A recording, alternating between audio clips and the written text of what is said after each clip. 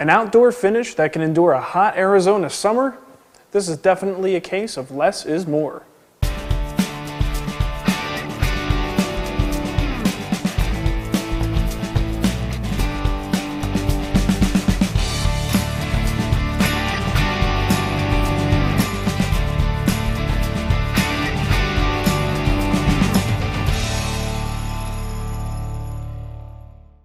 So here's my mom's front door. This is a very typical door that you would find here in Arizona. It's solid alder. It's beautiful.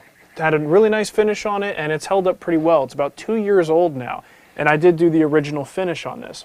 Now, the Arizona weather here is so dry, and it's so hot, and the sun beats on these things that you can't treat it the same way you might normally try to treat furniture in other climates.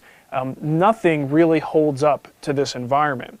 So because you know that, kind of like the concept behind a workbench and behind a cutting board, you know that it is not going to withstand the beating that's going to be subjected to. So you have to sort of work around it and figure out what the best way, the most repairable yet protected finish that you could apply. So the trick here is to actually do a oil varnish blend. And instead of trying to coat this thing with layers and layers of polyurethane that are just going to dry and crack and become a major repair issue later, I apply light coats of an oil varnish blend. And I don't use just a regular varnish, I use a very high quality marine varnish to do that. And what it requires me to do is lightly sand and refresh this door every couple years, but that's a small price to pay for a beautiful looking door that's well protected and doesn't have a big goopy layer of spar varnish on it or something. So it's definitely my preferred finish for this type of climate, and I actually think it would work in quite a few climates. So the first step here is to sort of analyze the door, look at what we're dealing with, and see if there's anything that needs, major repair work that needs to be done. Overall, for 2 years, technically I really should be doing this every year, but I'm a little bit lazy. So after 2 years, the door is in pretty darn good shape, considering. The inside of the door is perfect, no problems there, but this is the side that gets all the exposure to the elements. Down at the bottom has definitely suffered a little bit more wear than the top, and I'm assuming it's just dirt, dust, debris, things that are hitting that when the wind blows, and probably the sun hits it a little bit because of the way the overhead area is structured here, that some of the sun can still get down to the bottom. So a little bit of work to do. I'm going to start with a light sanding and then apply a single coat, see where we go from there. We might need to do 2 coats, but 1 is probably going to be enough for now. So let's head back to the shop. Let's get our varnish together, and I'll show you the special Spagnuolo blend that I'm going to put together for this. When I first moved to Arizona, I had a couple conversations with some local contractors and asked them what they usually did for the front doors of homes here that had these big, beautiful, solid wood doors. And in most cases, the ones that had enough experience in the industry and have been around long enough to see what happens a few years later, they all recommended using boiled linseed oil alone. While not all of them recommended that, some just wanted to slop on polyurethane and never look back. But the result of that, again, is that dried, cracking, peeling surface that's just going to be a major problem down the road. So the ones that learned their lesson said, all right, well, let's just use boiled linseed oil. It makes the door look finished, gives it that darker color, I guess maybe a little bit protection, but the primary thing was that it was renewable, and then every year you could just recoat it with this boiled linseed oil. The problem I have with that is it really doesn't offer much protection at all. But fortunately, from what we know of finishing, we can make an oil varnish blend that may be a little heavy on the boiled linseed oil side, but still give us a little bit of protection that we wouldn't otherwise get if we went with oil alone. So I used, someone else's experience and just kind of modified it with what I know about finishing. And after a couple of years of observing a few of the doors that we have on our homes, I'm really happy with the results, and I think that definitely is the way to go. I was able to stretch 2 years out of what should have been done after a year if we were just using oil alone.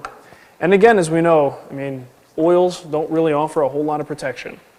So here's what we're dealing with. I've got some naphtha because I want it to flash off quickly. I'm not taking the door down. I'm finishing it right there on the hinges, and I want to make sure that it starts to dry quickly. Boiled linseed oil, no tricks there. And then there's this stuff. Now, when you select your varnish for this, you could probably use any varnish you want. I really like to use a marine varnish. And we're not talking the stuff that's available at the big box stores. That's kind of poo-poo. The stuff that I'm talking about is really only available at marine supply stores. And this is a super high quality, UV resistant varnish that a lot of these guys in the marine industry will swear by. This material is called Epifanes. And I'll put a link up to where I picked this up at. I usually can only find it online. Oddly enough, there's not many marine stores in Phoenix. Anywho, this stuff, really good. So this is going to serve as our varnish component. So here we go. Let me show you the mixture.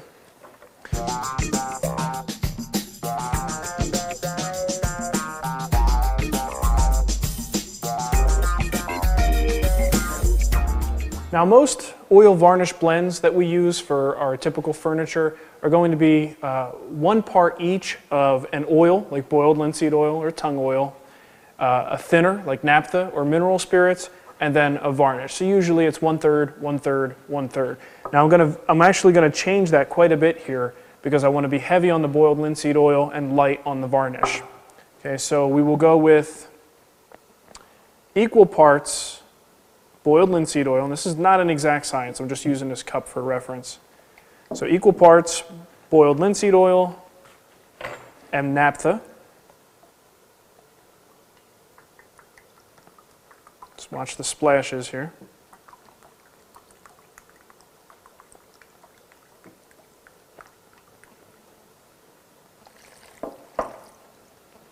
Okay, and then a 1/2 part of the varnish.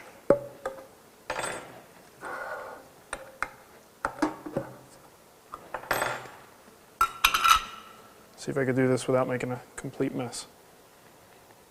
You see how thick that is? That's why you don't really want that much. Well, it looks like syrup, huh?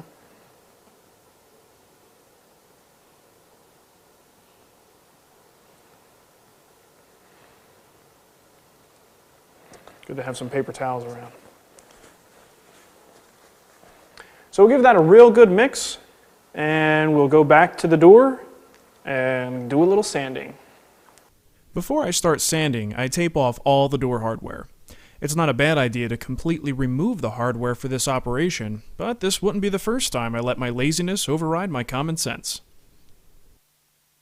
I give the door a thorough sanding with 220 grit paper.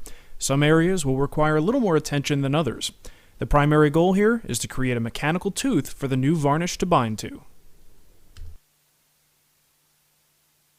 Next, I wipe the door down with a damp rag to remove as much dust as possible. I apply the oil varnish mixture with a clean pad made from several layers of old white t-shirts. Long, smooth strokes allow me to spread a nice light layer.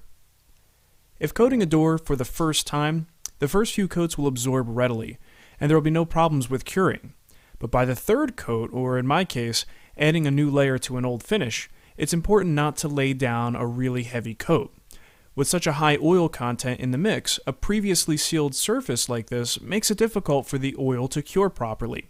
You might even notice that the areas that are worn really heavily will absorb the oil readily, and as a result they cure faster. But there are a few things that you can do to make sure that the oil cures properly. First, we already mentioned, is apply a very thin layer. Second would be to simply wipe the finish over the entire door and then immediately wipe off the excess with a clean rag. The third option would be to start using wiping varnish alone without the oil. The varnish will have no problem curing over a previously sealed surface. But again, thin coats are the key. We're trying to avoid the creation of a thick varnish layer. Now I have to confess, this is really an experiment in progress. I'll continue to treat my doors this way and observe the effects over the years. So far, it seems like a winner. And keep in mind, there are infinite variations of this finish. Experiment a bit and see what you think. Now if you come back to the door the next day and it's still a little tacky, that's okay. Check the door every day until it's completely cured. Then come back with some steel wool or 600 grit paper and smooth out any of the dust that may have settled into the finish. This will also knock down some of the gloss that may result from using this particular varnish.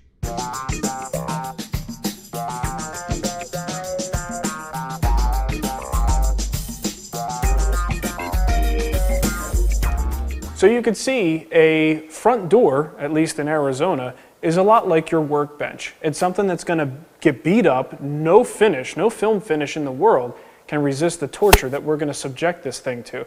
And it's the same thing with that door out here in this hot, arid climate. You know, so if you do try to put those thick layers of film finish on it, you're going to regret it in a couple years, and you're going to have to probably strip all the finish off and start over again. For me, I'd rather spend a half hour every year with a light sanding and recoating and have a beautiful, gorgeous looking door that doesn't have a big, thick film. I mean, when you have a big solid wood door like that, to me, it's just, I don't know, I guess being a person who just loves wood and wood grain, I hate to see a super thick finish on anything made of wood. I like the wood to really speak for itself. You know, so that's a perfect example where, yeah, it's a front door and it's going to be abused, but the bottom line is I need it to be repairable, and I don't want a real thick finish on there. And that works for us, and all of our doors on the house are done this way, and any clients that I've worked for where I've done doors, I've done the same exact thing and have not heard a single negative complaint. So something to consider, but again, depending on your climate, it may not be, you know, especially in a high moisture climate, you may not necessarily want to go that route, but it certainly works for us. So give it a shot, see if you like it, let me know what you think. Thanks for watching.